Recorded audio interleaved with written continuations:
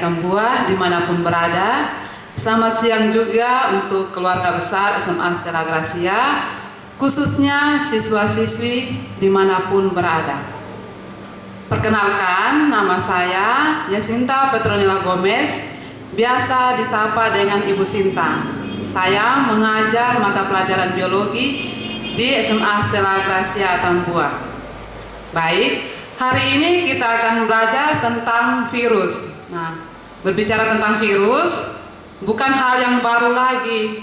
Nah, sekarang kan kita sudah akrab sekali dengan kata virus. Baik dari anak kecil, remaja, dewasa, bahkan lansia pun sudah tahu apa itu virus. Nah, untuk lebih dalam lagi berkaitan dengan strukturnya, ciri-cirinya, reproduksinya, maka kita akan bahas di materi hari ini. Sebelum kita mulai, hal pertama yang harus kita ketahui yaitu indikator pembelajaran virus. Yang pertama, struktur dan sifat virusnya. Yang kedua, klasifikasi virus. Dan yang terakhir itu adalah reproduksi dari virus itu sendiri. Nah, tujuan pembelajaran hari ini agar siswa-siswi dapat mengetahui struktur dan sifat virus, klasifikasi virus, serta reproduksi virus. Ya, baik Ibu. Itu tujuan pembelajaran kita ya hari ini. Ya. Nah, oke, baik. Nah, mungkin adik-adik nih sudah penasaran ya. Virus itu apa sih Ibu artinya? Asalnya dari mana sih? Oke, baik. Silakan Ibu. Ya. Nah, virus itu sendiri dia berasal dari bahasa Latin. Nah, yang terdiri dari kata virion. Nah, virion ini artinya racun. Jadi virus itu racun. Tapi racun ini ada yang menguntungkan dan ada juga yang merugikan. Sebelum kita masuk ke materi detailnya, kita harus tahu dulu sejarah dari virus. Nah, sejarah dari virus ini pertama kali ditemukan oleh seorang ahli dari Jerman yang bernama Adolf Meyer pada tahun 1883 yang sedang meneliti penyakit pada daun tembakau yang ditandai dengan adanya bercak-bercak. Nah, setelah itu diikuti oleh seorang ahli yang bernama Dmitri Ivanovsky dan Martinus Beijerinck. Nah, tiga ahli ini mereka belum menemukan nama dari virus itu sendiri. Mereka masih menggolongkannya dalam bakteri yang berukuran kecil. Mereka belum mampu mengkristalkan atau belum mampu mendeteksi penyakit yang menyebabkan daun tembakau itu ada bercak-bercaknya. Setelah itu muncullah satu ahli yang namanya Wendell Stanley pada tahun 1935. Nah, Wendell Stanley ini yang berhasil mengisolasi dan mengkristalkan partikel penginfeksi tersebut. Dan ia yang menyimpulkan bahwa penyebab penyakit pada daun tembakau itu adalah virus.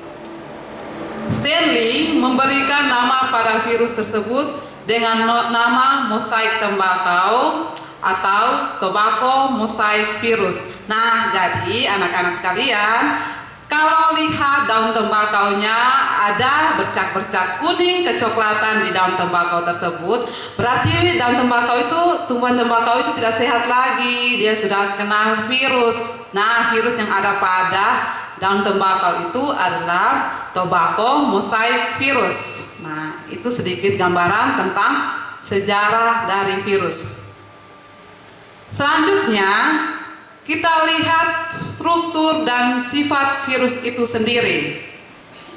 Struktur tubuh virus, virus ini dia memiliki ukuran yang sangat kecil, sangat-sangat kecil, atau memiliki ukuran ultra mikroskopik. Nah, kalau dia berukuran kecil, otomatis kita tidak bisa lihat langsung dengan mata, tetapi kita harus menggunakan alat bantu berupa mikroskop. Struktur tubuh virus hanya terdiri atas bahan inti asam nukleat, yaitu deoksiribosa nukleik asid atau dikenal dengan kata DNA, atau juga ribonukleik asid atau RNA. Jadi virus ini dia hanya punya satu asam nukleat saja. Kalau dia ada DNA artinya DNA saja, kalau dia ada RNA artinya RNA saja. Jadi virus tidak memiliki dua asam nukleat tersebut, hanya satu. Ukurannya berkisar 10 nanometer sampai 300 nanometer. Kecil sekali kan? Nah, bentuk tubuh virus ada yang bermacam-macam. Ada yang berbentuk batang, bulat, oval, filamen, persegi banyak, dan seperti huruf T. Tubuh virus ini secara keseluruhan dia terdiri atas bagian kepala, leher, dan ekor.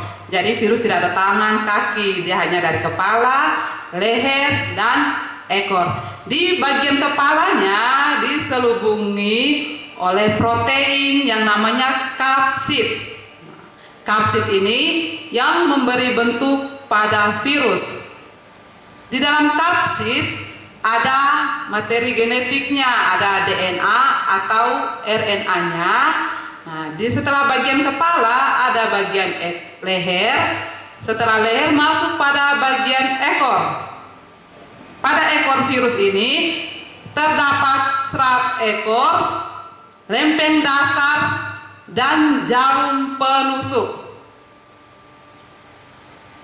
Serabut ekor atau serat ekor ini dia yang berfungsi untuk melekatkan diri pada sel inang atau makhluk hidup yang akan diinfeksinya.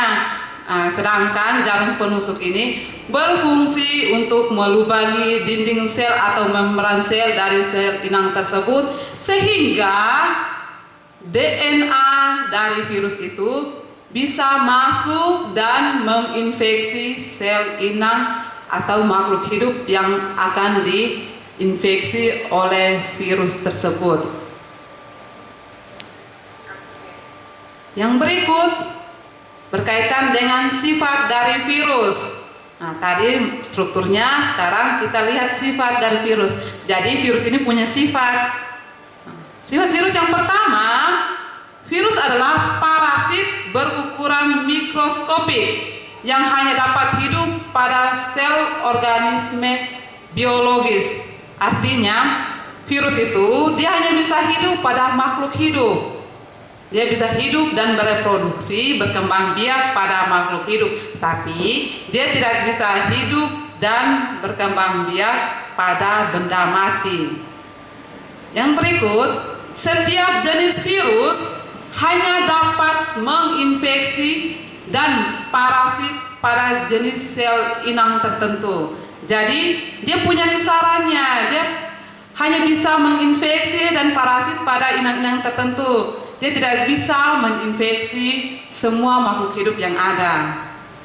Contohnya seperti tadi, tobacco mosaic virus itu dia hanya menginfeksi tanaman atau tumbuhan tembakau saja. Begitu juga dengan COVID-19, penyakit COVID-19 atau yang disebabkan oleh coronavirus ini, dia hanya menginfeksi saluran pernapasan pada manusia. Jadi dia tidak bisa menginfeksi sel tumbuhan maupun hewan lainnya, tapi dia kisarannya hanya pada manusia. Yang berikut, virus hanya dapat berkembang biak atau bereplikasi pada sel yang hidup atau sel-sel pada embrio, sel-sel pada jaringan hewan, dan sel-sel pada jaringan tumbuhan. Jadi hanya pada sel-sel yang hidup saja, tidak pada benda mati. Virus juga dia dapat mengkristalkan dirinya, dan setiap jenis virus hanya dapat menginfeksi dan parasit pada jenis sel inang tertentu.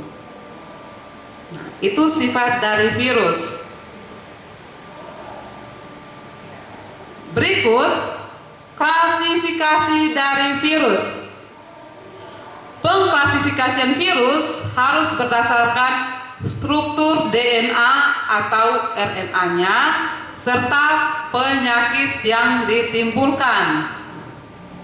Berdasarkan berdasarkan struktur asam nukleatnya, ada 4 macam. Yang pertama itu DNA untai tunggal, DNA untai ganda, RNA untai tunggal, dan RNA untai ganda. Kita lihat dulu yang DNA untai tunggal. Yang masuk dalam DNA untai tunggal ini adalah jenis virus parvovirus. Nah, parvovirus ini dia menyebabkan penyakit kulit atau mild. Yang berikut DNA untai ganda. DNA untai ganda ini, jenis virus yang memiliki DNA untai ganda ini adalah herpes virus dan pox virus. Herpes virus ini dia menyebabkan penyakit herpes simplex 1, yaitu luka di sekeliling mulut. Yang kedua, herpes simplex 2, luka pada alat kelamin, dan varicella zoster atau cacar air. Nah, herpes simplex 1, herpes simplex 2, dan varicella zoster atau cacar air ini dia termasuk dalam kelompok herpes virus. Kalau pox virus, penyakit yang ditimbulkan adalah cacar atau smallpox dan vasina atau cacar pada sapi.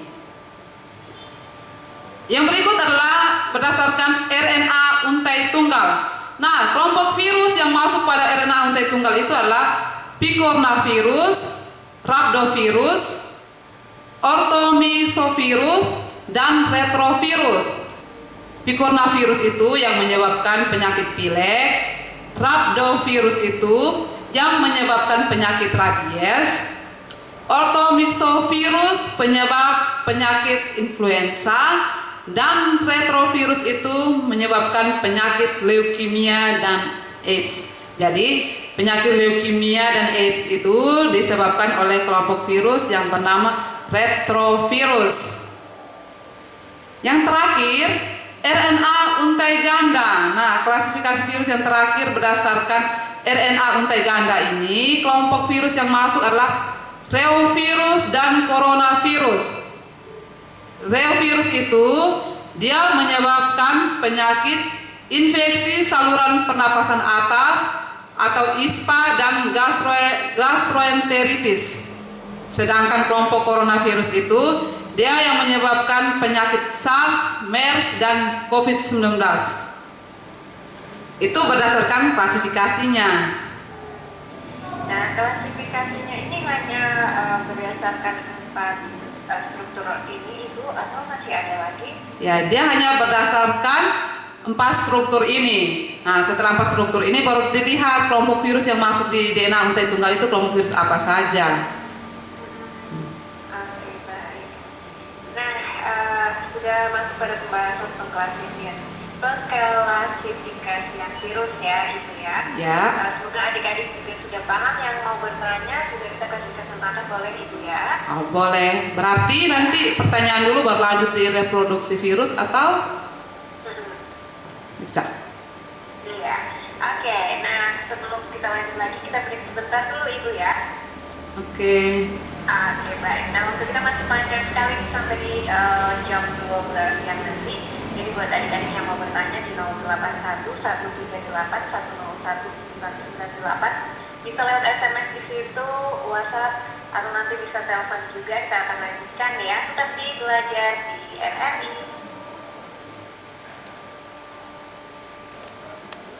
Saya Gomez SPD dari SMA Stella Gracia Papua. Oke, baik Ibu Cinta. Ya. Ya.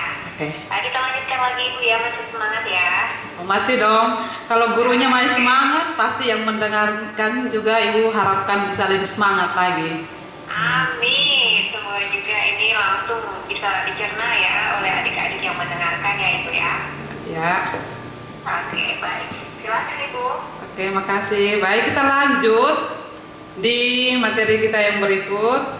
Masih berkaitan dengan virus, jadi jangan bosan-bosan untuk mendengarkan dan mempelajari materi virus supaya adik-adik pelajar di lingkungan masyarakat kalau ada yang bertanya bisa ada gambaran sedikit lah mengenai virus itu sendiri sebelum masuk ke COVID-19. Iya. Kita lanjut di reproduksi virus.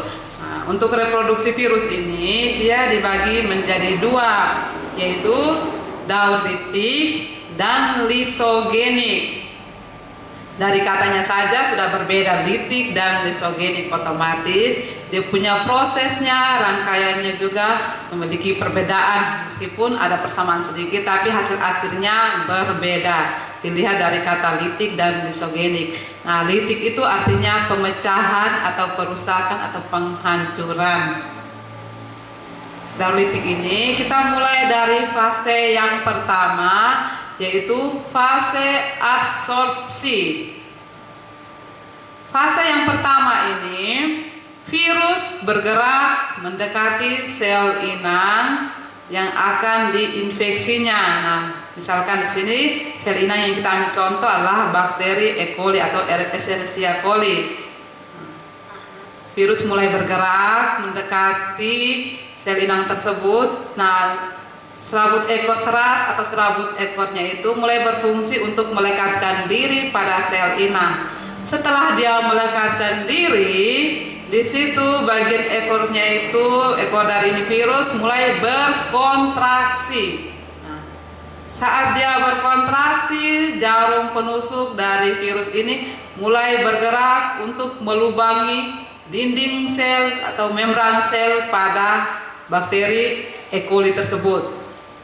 Nah, saat jarum penusuk dari virus ini sudah berhasil melubangi dinding sel dari bakteri E. coli, maka kita masuk ke tahap yang kedua, yaitu fase injeksi, di mana DNA atau RNA yang berada pada kepala virus itu mulai bergerak menuju ke sel inang atau menuju ke bakteri E. coli ini. Nah, ingat, untuk fase injeksi ini hanya DNA atau RNA pada virus ini yang masuk ke dalam bakteri. Dia punya struktur tubuh dari virus ini tidak masuk, hanya DNA atau RNA pada virus yang masuk ke dalam bakteri. Nah, bagaimana keadaan si virus ketika DNA dan RNA-nya sudah masuk ke dalam bakteri? Maka otomatis tubuh dari virus itu, struktur keseluruhan tubuh virus itu mulai hancur. Kenapa hancur? Karena materi genetiknya atau DNA atau RNA pada virus tersebut sudah menginfeksi sel bakteri. Nah, jadi DNA dan RNA-nya saja yang masuk, bukan struktur keseluruhan tubuh dari virus itu yang masuk. Itu masuk pada fase injeksi. Setelah DNA atau RNA dari si virus ini masuk ke bakteri, maka dia masuk pada tahap yang ketiga, yaitu fase sintesis. Nah, di mana fase sintesis ini DNA atau RNA dari virus ini mulai menghidrolisis atau memotong DNA atau RNA pada bakteri. Setelah dia potong DNA atau RNA pada bakteri, otomatis DNA virus dan DNA bakteri ini sudah mulai bergabung. Mereka sudah bergabung di dalam tubuh bakteri tersebut dan mereka membentuk struktur baru dari virus itu. Di situ mulai dibentuk bagian kepalanya tersendiri, ekornya tersendiri, DNA-nya juga mulai tersendiri. Nah, DNA di sini bukan miliknya bakteri saja, tapi sudah milik antara DNA dari virus dan bakteri, dan sudah penggabungan. Nah, penggabungan ini yang kita namakan bakteriofag, bakteri yang mengandung virus di dalamnya. Nah, setelah terbentuk DNA-nya, bagian kepala, bagian serabut ekor, lempeng dasar, dan jarum penusuk, maka masuklah ke fase yang berikut adalah fase perakitan. Nah, kalau kata rakit kan otomatis kita sudah dengar fase rakit ini dia menggabungkan, menghubungkan atau mengumpulkan. Nah, di fase perakitan ini, dari yang struktur yang sudah dibentuk di fase sintesis ini mulai digabungkan. Jadi kepalanya sudah digabungkan dengan bagian leher dan bagian ekor. Materi genetik berupa DNA dan RNA-nya juga sudah masuk ke dalam kapsid dari virus tersebut. Itu fase perakitan. Dia rakit menjadi satu keutuhan tubuh virus. Masuk pada tahap atau fase yang terakhir, yaitu fase lisis. Nah, tadi kan katalisis, litik artinya penghancuran dan perusakan. Di fase lisis ini, virus atau virion-virion baru yang sudah dibentuk atau bakteriofag yang tadi yang sudah dibentuk itu mulai mengeluarkan enzim lisosom. Nah, fungsi enzim lisosom itu untuk menghancurkan dinding sel dari bakteri. Jadi, pada fase lisis ini mulai terjadi penghancuran dinding sel dari bakteri tersebut. Enzim yang bertugas untuk menghancurkan dinding sel itu adalah enzim lisosom. Nah, enzim lisosom ini dia menghancurkan dinding sel dari bakteri, maka dinding sel bakteri tersebut pecah, maka virion-virion yang baru dibentuk itu mulai keluar dari tubuh bakteri tersebut untuk menginfeksi bakteri-bakteri yang lainnya. Kan virus kan dia memiliki kisaran inang tertentu toh. Jadi kalau untuk bakteriofag ini dia hanya menginfeksi bakteri E. coli. Jadi pada fase lisis setelah bakteri ini dinding sel dari bakteri ini pecah, maka virion-virion baru yang sudah dibentuk itu dia mulai bergerak keluar untuk menginfeksi bakteri-bakteri yang lainnya. Virion-virion baru ini dia sudah mengandung DNA virus dan bakteri sehingga dinamakan bakteriofag. Nah, itu berkaitan dengan reproduksi virus pada daur litik. Iya, berarti ada 5 fase ya Ibu ya dalam reproduksi virus di daur litik ya? Iya Kak. Nah, oke baik. Kita, ya, selanjutnya Ibu. Oke, selanjutnya kita lihat daur lisogenik. Nah, dari namanya saja sudah berbeda, ada litik dan lisogenik. Litik tadi penghancuran, sedangkan pada lisogenik ini dia tidak menghancurkan dinding sel dari bakteri. Nah, bagaimana proses atau cara reproduksinya, perkembangbiakannya, mari kita lihat pada fase yang pertama. Nah, pada fase pertama dan kedua siklus lisogenik ini dia masih sama dengan litik. Yang pertama itu fase adsorpsi. Virus ini mulai seperti tadi yang dilitik, dia mulai bergerak untuk mendekati sel inang yang akan diinfeksinya. Setelah dia bergerak mendekati sel inang, mulai dia melekatkan diri. Bagaimana caranya dia melekatkan diri? Tadi di bagian struktur tubuh virus itu ada serat ekor. Nah, serat ekor ini mulai bekerja untuk melekatkan diri pada sel inang atau pada bakteri tersebut. Setelah dia lekatkan diri, otomatis dia masuk pada tahap yang kedua, yaitu injeksi. Nah, pada tahap yang kedua ini DNA atau RNA dari virus ini mulai bergerak masuk ke dalam sel bakteri. Nah, bagaimana dia bisa bergerak masuk? Karena tadi si jarum penusuk dari virus ini sudah bekerja untuk melubangi dinding sel dari bakteri sehingga DNA dari virus bisa masuk ke dalam bakteri. Setelah dia masuk ke dalam bakteri, setelah DNA atau RNA ini masuk ke dalam bakteri, dia tidak menghancurkan atau tidak menghidrolisis DNA atau RNA pada bakteri, tetapi dia menyisipkan diri. Dia selip masuk saja istilahnya. Jadi DNA atau RNA pada virus ini dia mulai bergerak untuk sisip diri pada DNA atau RNA pada bakteri. Setelah dia menyisipkan diri, maka terbentuklah profag. Nah, profag di sini artinya virion baru yang sudah mengandung atau bakteri baru yang sudah mengandung virus, sehingga dikenal dengan istilah profag. Pada fase berikutnya mulai terbentuk profag. Nah, setelah dia terbentuk profag, dia bukan menghancurkan dinding sel dari bakteri. Dia tidak menghancurkan lagi, tetapi bakteri tersebut mulai membelah diri. Nah, setelah dia membelah diri, jadi masing-masing dari bakteri tersebut dia membawa profag, atau masing-masing dari bakteri tersebut dia membawa virus di dalamnya, sehingga dikatakan profag. Jadi dia membelah. Nah, biasanya di pelajaran biologi itu ada pembelahan satu sel, dia membelah menjadi 2 sel. Jadi Ibu harap pasti anak-anak sudah mengerti berkaitan dengan materi pembelahan. Nah, setelah bakteri membelah diri, masing-masing dari pembelahan itu, masing-masing dari bakteri tersebut, dia membawa profag. Nah, kalau profag ini otomatis bakteri tersebut sudah ada virusnya di dalam.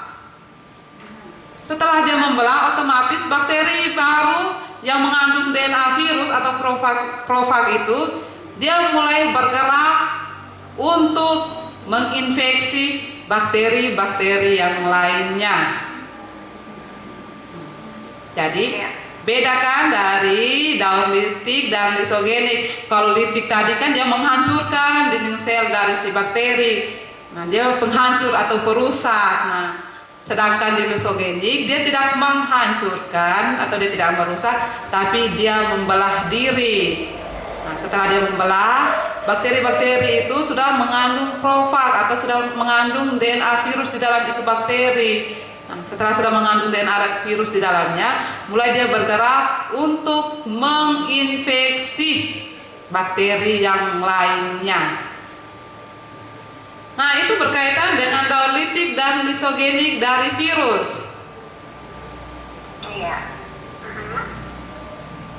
Berikutnya, kalau memang tidak ada yang ingin bertanya, kita langsung lihat di contoh kasus yang lagi marak sekarang. Iya, silakan Ibu. Oke. Contoh kasus yang saya ambil di sini adalah penyakit yang ditimbulkan oleh satu kelompok virus corona, yaitu COVID-19. Nah, jadi coronavirus ini dia bukan baru muncul di Desember ini atau yang baru muncul di Wuhan itu, tapi coronavirus ini sudah ada sebelumnya. Nah, coronavirus itu satu kelompok umum virus. Berarti kalau dibilang satu kelompok, maka ada bagian-bagiannya. Nah, virus corona atau SARS-CoV-2 adalah virus yang menyerang sistem pernapasan. Dia langsung menyerang pada sistem pernapasan. Nama penyakit yang kita kenal sekarang adalah COVID-19. Jadi dia SARS, coronavirus kedua. Yang pertamanya itu adalah SARS itu, yang keduanya yaitu penyakit COVID-19 ini. Nah, virus corona ini adalah jenis baru dari coronavirus yang menular ke manusia. Virus yang termasuk dalam kelompok ini adalah virus penyebab SARS dan MERS. Virus corona biasanya dia menyebabkan gangguan ringan pada sistem pernapasan. Dia menginfeksi paru-paru yang berat hingga pada tahap yang terakhir, yaitu tahap kematian. Bedanya dari COVID-19 dengan SARS dan MERS ini pada penyebabnya, gejala yang ditimbul pada rentang waktu dengan kematiannya. Kalau SARS dan MERS itu dia lambat pada penyerangannya, tetapi pada COVID-19 dia penyerangannya atau penularannya sangat cepat dan langsung pada tahap terakhir, yaitu kematian. Kalau penanganannya tidak dilakukan dengan baik, ya sudah berakhir pada kematian.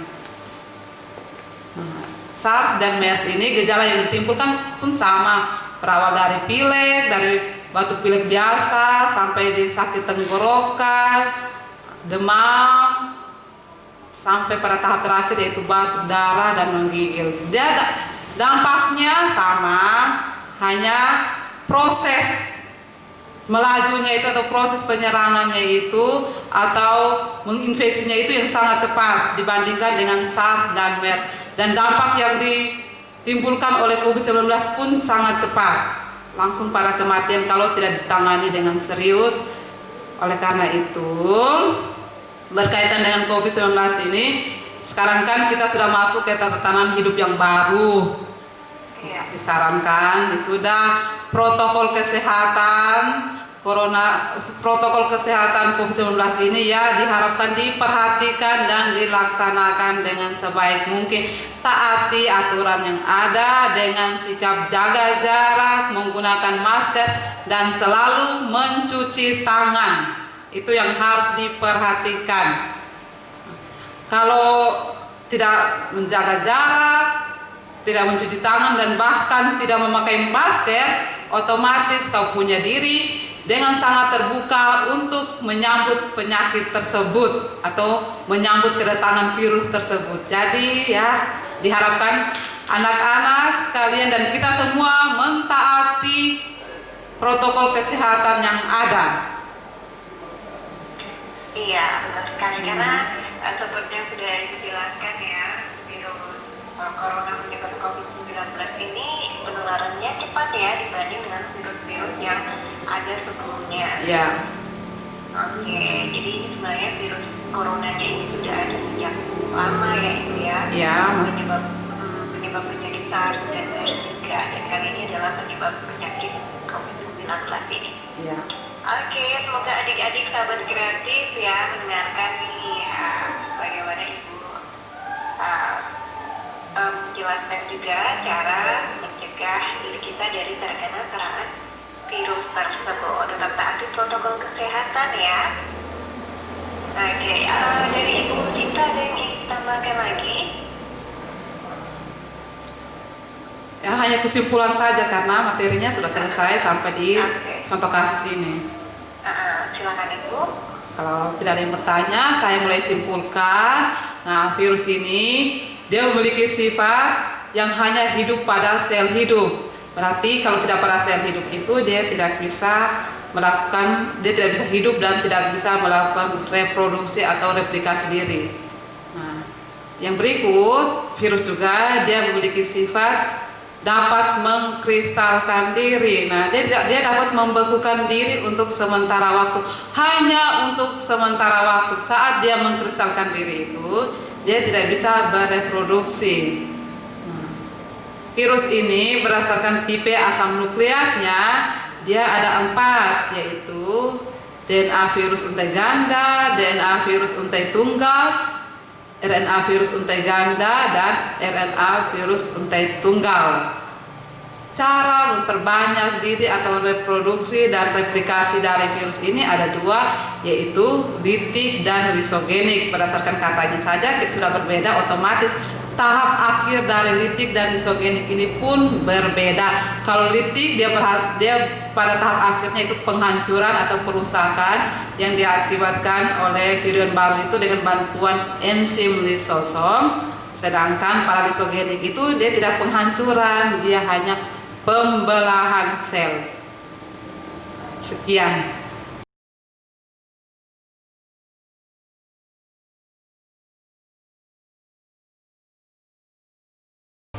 Silakan Ibu, pesan yang ingin disampaikan.